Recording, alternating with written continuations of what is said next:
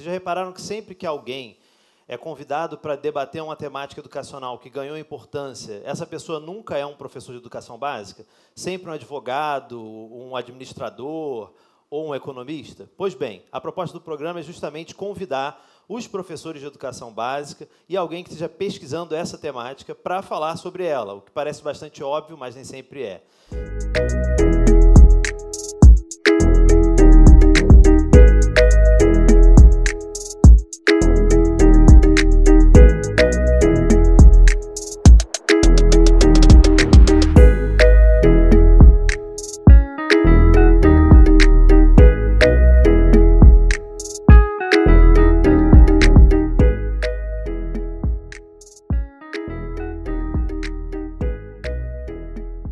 Então, a proposta do programa é justamente convidar sempre um professor e um pesquisador que estejam debatendo a temática.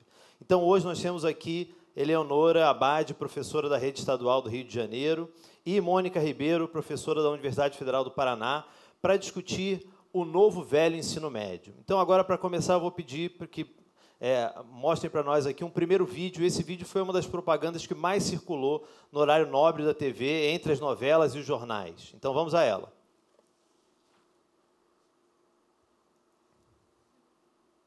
Novo ensino médio. Quem conhece, aprova. Eu escolho o que eu vou estudar? Então é claro que eu aprovo. Minha vocação? Sim, eu aprovo. Eu quero. Eu aprovo. Com o novo ensino médio, você tem mais liberdade para escolher o que estudar, de acordo com a sua vocação. É a liberdade que você queria para decidir o seu futuro. Quem conhece o novo ensino médio, aprova. Acesse o site e saiba mais. Ministério da Educação, Governo Federal, Ordem e Progresso. Eu sempre brinco quando eu vejo essa propaganda, até eu fico com vontade de voltar para o ensino médio, porque é fantástico, né? As pessoas levantando da escuridão para dizer, agora eu vou poder seguir minha vocação. Então, Eleonora, eu queria que você respondesse primeiro o que você acha sobre essa propaganda, como ela pode ser sedutora para esses jovens que estão cursando agora o ensino médio ou que estão entrando no ensino médio. Gente, essa é uma boa pergunta, porque eu acho que, primeiro, a propaganda ela traz para a gente muito uma ideia do protagonismo juvenil, né? A ideia, né, desse jovem que vai escolher o seu caminho. E, na verdade, se a gente pensa, a própria construção dessa reforma, ela, na verdade, não teve nenhum protagonismo nem dos jovens, dos estudantes, nem dos professores, né? Muito diferente de outros momentos em que se debateu o ensino médio, em que, na verdade, você buscou dialogar com as escolas, dialogar com os estudantes para pensar que ensino médio seria esse. Então, na verdade, todo esse protagonismo que essa propaganda sugere, né, desses jovens que pouquíssimo, inclusive, representam, de fato, os jovens das escolas estaduais, né, a gente percebe, pouco se identificam, eu acho, até com as figuras que estão ali selecionadas para representarem, né? Na verdade, esses jovens não participaram dessa construção, assim como os professores também não participaram. Então, é uma grande falácia inicial que a gente já começa percebendo, né? Uhum. Eles podiam ter escolhido melhor, pelo menos os atores, né, para ficarem parecendo estudantes do ensino médio. Mônica, e você, o que você tem a dizer sobre essa propaganda? Então, assim, o governo fez essa propaganda depois de passado um tempinho já em que a medida provisória 746 estava em debate. E por que fez a propaganda? Porque houve uma resistência imensa a essa reforma. Né? A gente vai lembrar das ocupações, foram quase 1.400 escolas ocupadas no Brasil, institutos federais, universidades, escolas de ensino médio principalmente, e o Paraná, que é de onde eu venho, começou, né, esse processo de ocupação. Veja só, a medida provisória ela é de 22 de setembro, a primeira escola ocupada é de 3 de outubro. Então, houve uma reação imediata. Então, quero concordar primeiro com a Eleonora, né? Assim, não há escolha agora, assim, é uma propaganda enganosa, eu vou já dizer por quê, né, que não há escolha, mas a principal ausência de escolha foi no processo. Né? A gente nunca teve no Brasil uma mudança educacional, né, e aqui nesse caso uma reforma, por decreto ou por medida provisória, a não ser em tempos de ditadura militar. Então, a forma de se fazer uma mudança na educação é via Congresso Nacional, com alguma participação, né, da sociedade, e, de fato, não houve escolha. Os jovens não foram ouvidos ali. Não foram ouvidos nem quando ocuparam as suas escolas, né? Então, acho que esse é um primeiro aspecto que mostra para a gente por que a propaganda é falaciosa.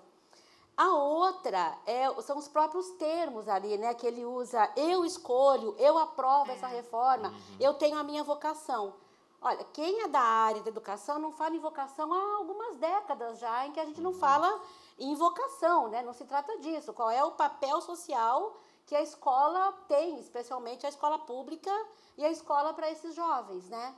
E, por último, para a gente continuar, acho que vale a pena lembrar que, pelo que ficou na lei, né, ela nasce com a medida provisória 746 e, depois de 11 audiências, se torna a lei 13.415. Portanto, é uma lei, ela é obrigatória, né, lamentavelmente, mas a lei divide o currículo do ensino médio em duas partes, né, uma parte que é comum a todos os estudantes e a outra parte que é dividida em 5 itinerários, né, ou ele faz linguagens, ou faz matemática, e é aí que entra essa história da propaganda. Eu vou poder escolher o que eu gosto de fazer. Mas o que a lei diz efetivamente é que nenhuma escola é obrigada a oferecer mais de um itinerário. Então, não há escolha. O estudante, a estudante, eles vão fazer o que o sistema puder oferecer, porque é isso que ficou na lei. Então, isso é o que denuncia essa propaganda como uma propaganda mentirosa, né? Uma propaganda falsa, né? Uma propaganda enganosa, que leva as pessoas a querer aderir a uma péssima ideia, né, que nasce de uma violência, né, pela medida provisória, um ato autoritário do governo quando o Michel Temer assume, e segue sendo um ato de violência porque não ouviu as vozes que eram contra a reforma, né, no momento em que ela era debatida. Perfeito, Mônica. E um ponto que você indicou, a reforma ela foi feita inicialmente através de uma medida provisória, 746, e um dos argumentos mobilizados para fazer isso dessa maneira foi que nós precisaríamos de uma reforma no ensino médio, isso seria urgente. Então, por isso, a medida provisória. A minha pergunta para você agora, Eleonora, acho que dificilmente alguém aqui não vai concordar que nós precisamos de uma reforma no ensino médio. Agora, por tudo isso que a gente está conversando, você acha que essa é a reforma que nós precisaríamos? Essa é justamente uma questão. Eu acho que há uma urgência de se pensar o ensino médio, né? E a gente vem percebendo esse movimento já há algum tempo, não só por parte do governo, por parte dos educadores, por parte dos estudantes. A Mônica bem lembrou a questão das ocupações, de se repensar o ensino médio, mas eu acho que é importante pensar que essa reforma não atinge as estruturas, ou seja, né, o que estrutura esse problema que hoje a gente enfrenta dentro do ensino médio, a questão do abandono escolar, a questão de que a gente observa, né, os estudantes de turmas de primeiro ano que estão mais cheias e como isso vai esvaziando, né, à medida que o ensino médio vai avançando. Então, nisso, essa reforma não está tocando, né, e essas questões, e a questão da valorização do docente que está, né, atuando no ensino médio, nisso tudo a gente não vê a reforma tocar nem discutir, justamente porque ela não foi debatida e não foi construída por esses sujeitos. Ela é construída de uma forma arbitrária, né? Então, essas questões que são estruturais, que precisam ser pensadas urgentemente na questão do ensino médio, não está presente. Mônica, e um ponto, acho que você não mencionou agora, mas eu acho que no Brasil nós temos mais de 50% dos municípios só tem uma escola estadual, de ensino médio, portanto. Como é que fica esse argumento da possibilidade da escolha se você, na verdade, só tem uma escola e você apontou agora que a lei, então, não determina um mínimo de itinerários por escola? E quem vai fazer essa escolha? É a escola ou é alguma outra entidade? Então, são várias coisas, né? A lei, ela deixou tudo em aberto. Então, tem um processo que vem agora, que é de regulamentação nas redes estaduais e na rede federal de como implementar essa reforma. Uma parte disso é a Base Nacional Comum Curricular, que a gente vai, né, ter intenção de tocar daqui a pouquinho. Mas eu queria falar, além desse aspecto, de que não há escolha, até porque não há escolas, né? Imagine você quintuplicar a oferta de professores para atender a todos os itinerários nesse contexto de contenção dos gastos públicos, né? Tem muita contradição envolvida aí. Mas eu queria tratar um pouquinho desse assunto que a Eleonora começou a falar, do que é que a gente precisa para o ensino médio. Eu acho que não dá para a gente esquecer de um diagnóstico que é o quanto que nós não temos ainda hoje no Brasil o ensino médio como uma etapa escolar obrigatória, que, portanto, não é um direito assegurado aos nossos jovens, que desde 2009 nós temos pela nossa Constituição que todo mundo de 15 a 17 anos está em idade escolar obrigatória, e nós temos, mesmo assim, 1.700.000 jovens dessa idade sem qualquer vínculo escolar. A gente sequer cumpre o direito de acesso, né? São 10.500.000 jovens, por volta disso, que o Brasil tem entre 15 e 17 anos. Quase 60% estão no ensino médio, ou seja, mais de 40% não estão no ensino médio, né? Uma parte disso está no fundamental e uma parte disso, que são quase 2 milhões, e a cada ano isso, ao invés de diminuir, isso ou se mantém ou aumenta, não tem qualquer vínculo escolar. Então, veja, se nós sequer garantimos o direito de acesso, como é que a gente pode imaginar que uma mudança curricular dê conta de tudo isso, né? De uma mudança, na verdade, a reforma não é só uma mudança curricular, ela altera, para poder realizar essa mudança curricular, as regras de financiamento público da educação, ela passa a permitir que se desloque recurso público para o setor privado realizar o que é hoje obrigatoriedade do Estado. Então, o que nós estamos vivendo no Brasil é uma transferência de responsabilidade do Estado para o setor empresarial. E, obviamente, nós vamos ter muitas empresas interessadas, porque são 28 mil escolas de ensino médio, 7 milhões de estudantes. Quer dizer, infelizmente, né, aquilo que o campo, né, do empresariamento da educação, que olha para a educação e não vê aquilo que a gente vê. Eles veem uma mercadoria. A gente olha para a educação e não vê na educação uma mercadoria, vê um direito. Então, quando a gente defende que esse jovem tinha que ter sido ouvido, que esse professor, que essa professora tinham que ter sido ouvido, que o ensino médio brasileiro precisa assim, de mudança, nós estamos olhando para o ensino médio como um direito. Quem executou a reforma olhou para o ensino médio como uma mercadoria, como alguma coisa que é para poucos, que não é mesmo para todo mundo, e que ainda por cima beneficiará um campo da privatização. Bom, pessoal, então agora eu vou pedir para que a gente vai mudar aqui um vídeo, a gente vai assistir um segundo vídeo. Esse vídeo é uma fala do Michel Temer no lançamento da medida provisória, então, em 22 de setembro de 2016, na qual, sem perceber, o Temer, presidente, não nosso presidente, mas presidente, ele aponta que ele vai contar uma história da infância dele e ele, sem perceber, revela o maior perigo da reforma. Então, vamos assistir o vídeo. Eu folgo em vir a este plenário no instante em que se inova o ensino médio. E a história da educação é uma coisa curiosa. Eu comentava há pouco, na minha sala, com o governador Geraldo Alckmin, que no meu tempo de estudante, quero saudar também a doutora Viviane Sena, que se dedica muito à educação, mas no meu tempo de interior do estado de São Paulo, havia no colégio, no ensino médio, o curso científico e o curso clássico. Quem ia para ciências humanas fazia o curso clássico, quem ia para ciências exatas ia para o científico.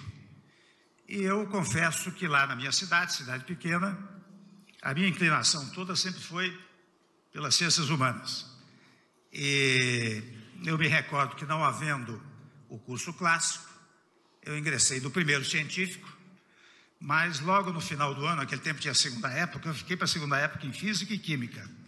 E daí eu percebi que eu tinha que ir para o curso clássico, e daí vim para São Paulo para fazer o clássico. E hoje eu vejo que muito mais aperfeiçoadamente esta nova estrutura do ensino médio visa exatamente a acolher a vocação natural, não é, senhor secretário?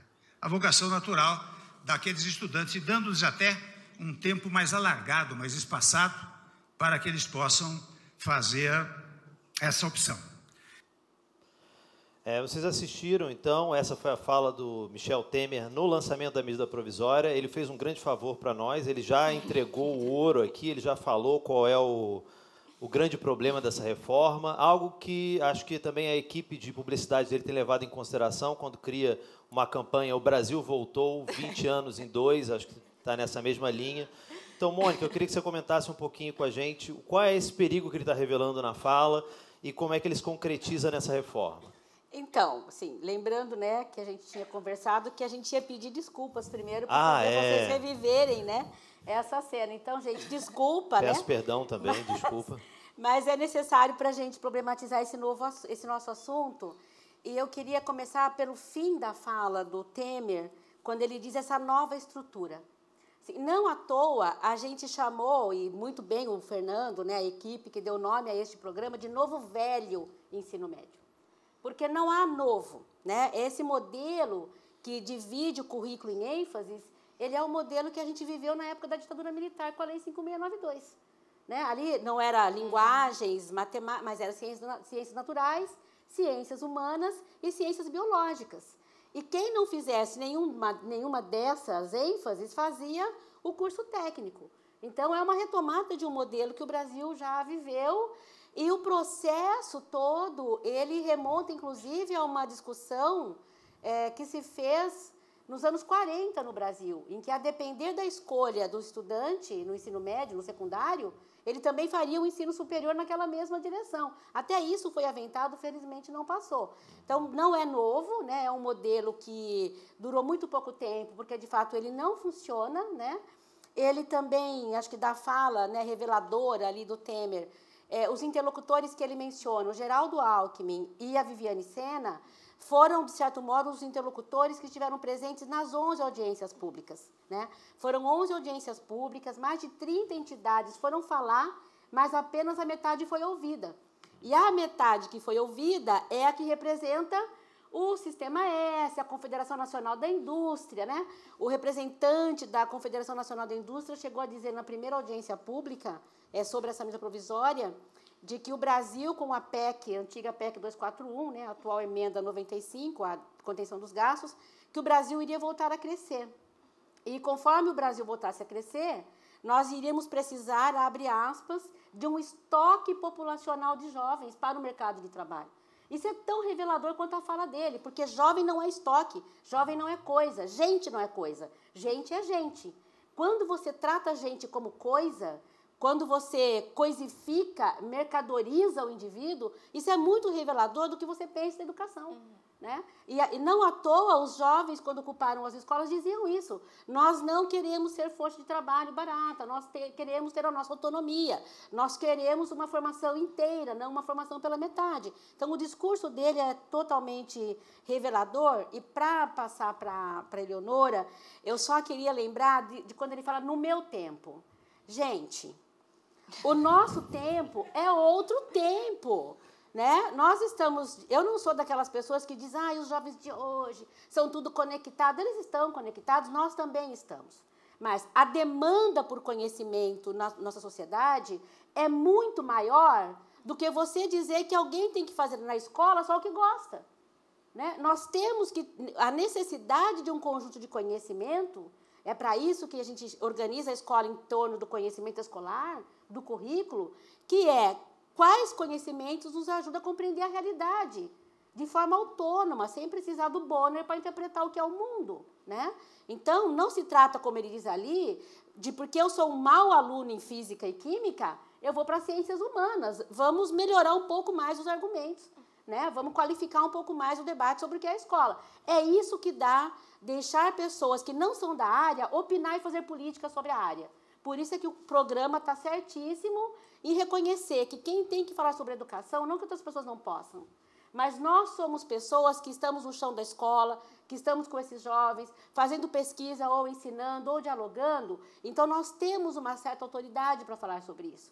Agora, nesse contexto de golpe na educação, essa autoridade não ser reconhecida é parte do golpe. Vamos silenciar quem tem algo para dizer. Né? Nós não vamos dar voz, nós vamos silenciar as pessoas que teriam algo a dizer. Eleonora, pelo que a Mônica colocou para nós aqui, eu acho que a grande mudança da reforma do ensino médio, na verdade, ela é uma mudança que lida só com a questão curricular no sentido restrito. Ou seja, vai dividir o ensino médio numa parte comum e numa dos itinerários. A minha pergunta é, você acha que essa mudança, uma mudança desse tipo, dessa natureza, ela resolve os problemas que você conhece das escolas públicas estaduais do Rio de Janeiro, por exemplo? Não, eu concordo plenamente com a Mônica. Eu acho que isso não mais uma vez, aquela questão, você não quis dialogar com esses sujeitos que estão na escola, né, com os professores, com os estudantes, que tanto já vem se colocando e dizendo que tem uma agenda educacional, e essa é uma questão importante que a gente coloque também, né?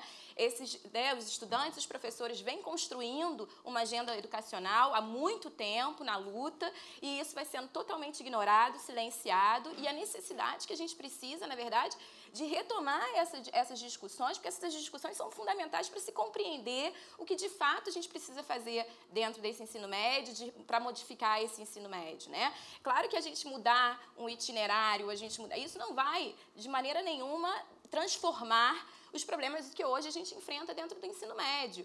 Na verdade, eu acho que você pode, inclusive, agravar os problemas, como a Mônica já vem colocando para a gente, isso vai agravar os problemas do ensino médio, porque você vai, inclusive, gerar, né, limitações no processo de aprendizagem, não ampliação, mas limitações nesse processo de aprendizagem desses estudantes. Então, eu acho que é uma necessidade mesmo da gente retomar e valorizar essas pautas que são construídas por esses, né, pelos estudantes, pelos professores, e pensar com eles, né, e não impor a eles algo como se fosse uma escolha, como se fosse, e aí se apropriando, né, como você percebe a disputa em torno dessas palavras, que são palavras que apareceram nas ocupações, a ideia do protagonismo, né, a questão, né, da autonomia, essas palavras apareceram, como isso vai ser apropriado num outro discurso, né, e vai ser colocado dessa forma que é perversa, né.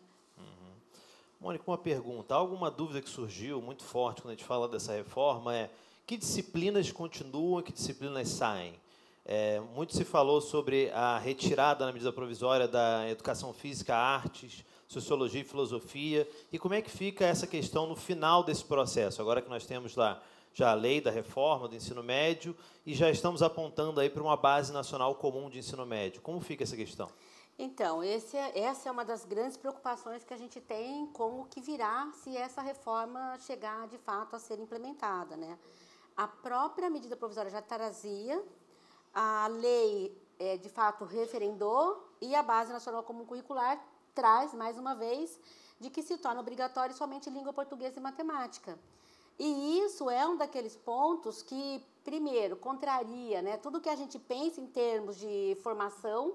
A gente tem falado de uma formação integral, numa formação plena, que, de fato, passa pela formação científica, mas também por uma formação estética, né? Uma formação que lida com as várias culturas, com as várias juventudes.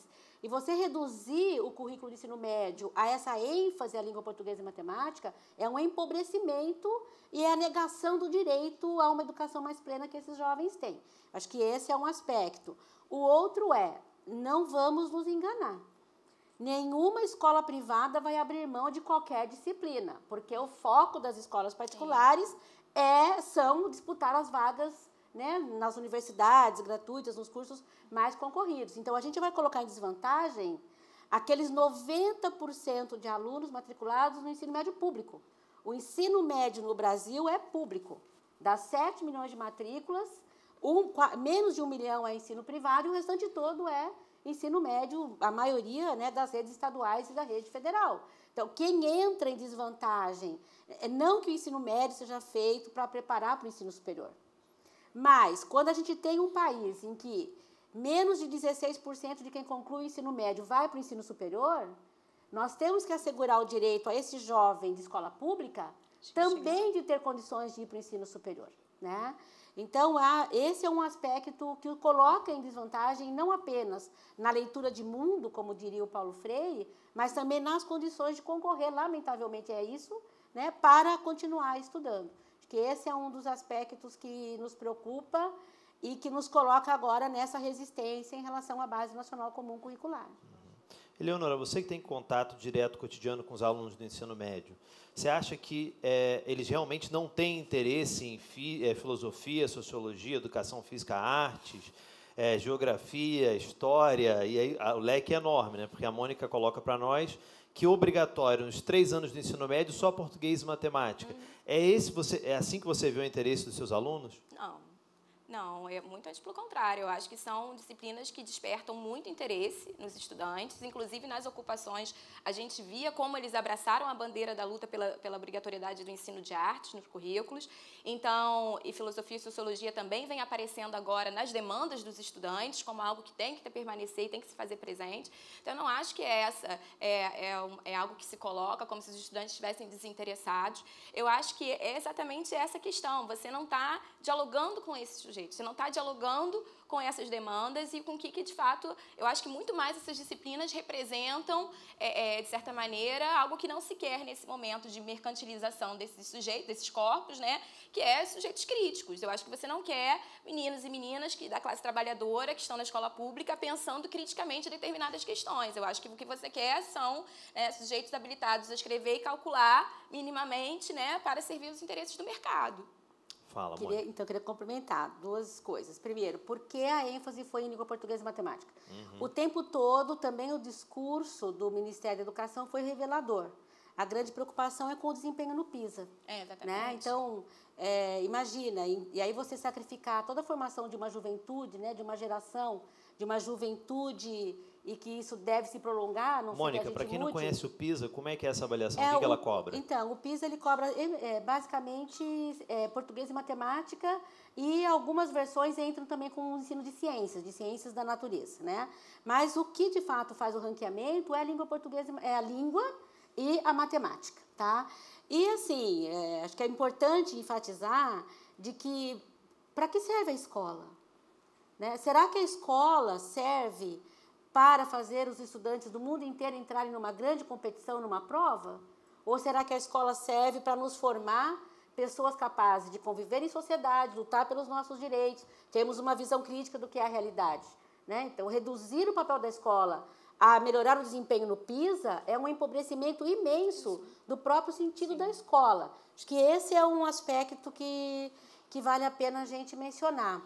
O outro, quando a gente pergunta, aí na fala do Temer, ele diz, eu fiquei de segunda época em física e química. E ele não fala se ele ficou reprovado mesmo. Ele fala que ficou de segunda época, só de né? Segunda época. Então, olha só, necessariamente nenhum de nós tem que nascer gostando de química, por exemplo. Mas ou a escola desenvolve na gente o gosto e a atração por esse conhecimento, ou a gente joga ele fora. A opção que o governo fez é usar um discurso falso de que já que o jovem não gosta, ele não faz, né? Mas não se trata disso. Se o que eu aprendo de física e a forma como me é ensinado física me faz ficar de segunda época ou reprovar, que se mude o ensino de física, que se mude a forma de ensinar física, que se coloque a física no diálogo com outras disciplinas, com outras áreas, mas não simplesmente dizer que se vai fazer apenas o que se gosta, né? À medida em que o mundo se complexifica, mais integradamente o conhecimento tem que ser tratado, inclusive na escola, né? É isso que as pesquisas todas dizem em termos de conhecimento, de produção de conhecimento, está aí a nanociência, a nanotecnologia, que exige uma integração de conhecimento, não a eliminação.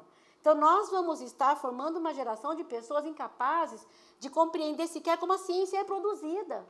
Como é que pessoas formadas assim vão lutar pelos seus direitos, pelos direitos sociais mais básicos? Como é que vão, por exemplo, entender essa mudança que vem na legislação em que muda o nome de agrotóxico para uma outra coisa? Exatamente. Não é só uma nomenclatura, tem um impacto na vida e na nossa forma de nos alimentar muito grande.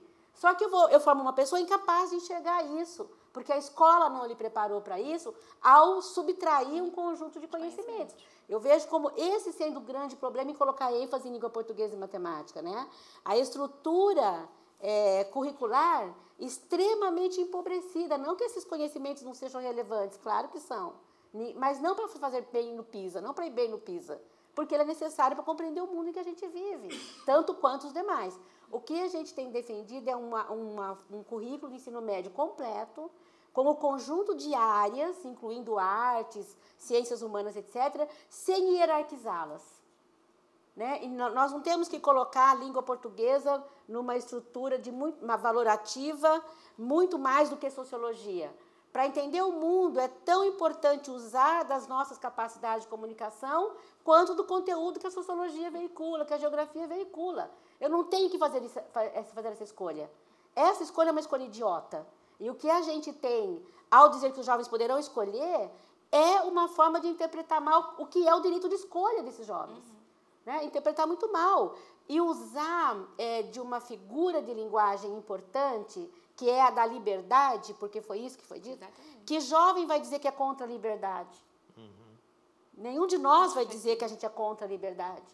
Mas você usa uma palavra tão forte como essa para subtrair um direito. E por isso que a propaganda toda ela é falaciosa e a reforma é também. Né? E pelo que vocês duas estão colocando, a reforma ela não contempla nem a questão estrutural da escola, infraestrutural, de condições de trabalho, valorização dos professores, abandono, e também não resolve a questão curricular propriamente dita do que estudar, como estudar. Então, eu queria trazer aqui, para fechar um pouco o nosso debate, algumas fotos de uma audiência pública que deveria ter acontecido sexta-feira passada em São Paulo. Então, essa aqui é uma delas, né? Então, o que aconteceu? Deixa eu explicar para vocês. Sexta-feira passada, em São Paulo, deveria ter acontecido uma das 4 audiências públicas, a segunda, da região Sudeste, sobre a BNCC, a Base Nacional Comum Curricular. E, no caso, essa acabou não se realizando da maneira como foi planejada, porque alunos e professores entraram na audiência, ocuparam aquele espaço com cartazes como esse. Nenhuma matéria menos em defesa da escola pública. Pode passar? Aqui é um pouco da visão panorâmica, né? Você vê que tinha bastante gente. Passa, por favor. Não a reforma do ensino médio. Então, é só para dar uma ideia que os professores... muita gente diz que essa audiência não aconteceu. Outros estão dizendo que ela efetivamente aconteceu como deveria ter acontecido. Exatamente. Que é com todo mundo escutando a voz dos professores e dos alunos. Isso coloca um outro horizonte de expectativa para nós quando a gente está falando sobre essa reforma. Porque muita gente entende, não, já está em lei, já está a BNCC está sendo discutida no Conselho Nacional, então está tudo dado. E eu pergunto para você, então, Mônica, você acha que essa manifestação ela coloca algum outro horizonte para nós? Como é que você pensa essa questão? Então, assim, primeiro, por que a reação à BNCC? Porque tanto quanto a MP 746, isso não foi discutido com o professor, não foi discutido com o estudante, né? Uma equipe de especialistas que fez. O MEC tem dito que é a terceira versão de um processo que vinha acontecendo, isso também é mentiroso. Seria a terceira versão se tivesse incorporado algo dos documentos, simplesmente se joga fora, não que o que vinha sendo feito fosse maravilhoso, mas vinha sendo feito uma outra coisa, se descarta tudo aquilo e se passa a trabalhar com uma outra lógica. E as pessoas não se sentem reconhecidas nessa base curricular, né? Nem estudantes, nem jovens, e por isso a resistência. Né? Um dos argumentos que o MEC, que as pessoas, né, o setor empresarial, quem tem defendido a reforma... são os outros países, assim, uma abstração, né?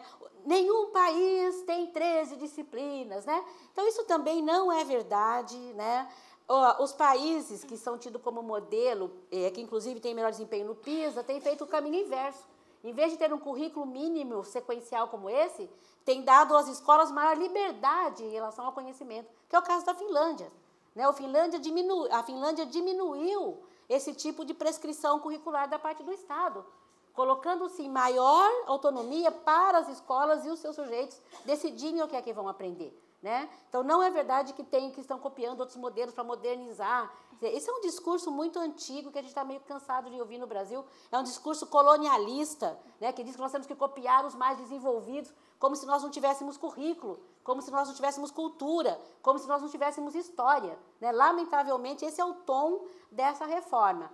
Sobre o que aconteceu em São Paulo, eu acho maravilhoso que, de fato, houve pela primeira vez uma audiência pública, porque o povo foi ouvido. Né? Não sei se vocês chegaram a ver as outras audiências públicas, mas é absurdo porque as pessoas que vão lá representando as entidades, né, CNTE, ANPED, as universidades, elas têm 3 minutos para falar. O que é que você argumenta em 3 minutos? Nada. No máximo, você xinga, fora Temer. Né? Assim, o que você fala em 3 minutos? Eu não gosto disso, essa base não me representa, fora Temer. E é o que as pessoas têm feito, porque em 3 minutos você não argumenta. O que aconteceu em São Paulo foi muito interessante, porque as pessoas que têm que ser ouvidas tomaram o espaço e foram ouvidas. Não a reforma, não a BNCC, nenhuma matéria a menos. Né? Quem é que fala matéria? Aluno fala matéria. A gente fala disciplina. A gente fala conteúdo, mas a gente fala matéria. né? Nenhuma matéria a menos, né? Essa frase ela é emblemática de que foram também estudantes que ocuparam aquele espaço ali. Eu vejo que foi a primeira vez, de fato, que a gente deu o recado às audiências da BNCC e, honestamente, eu espero que se repita nas outras 3. Né? Eu espero, sinceramente, que a gente ocupe um espaço que é nosso. Não é criminoso ir para uma audiência pública do Conselho Nacional de Educação, destinada a ouvir a sociedade. Então, não é criminoso ocupar esse espaço para dar o nosso recado. Eu espero que a gente repita isso no Centro-Oeste, no Norte e no Nordeste. Se eu puder, eu estarei lá.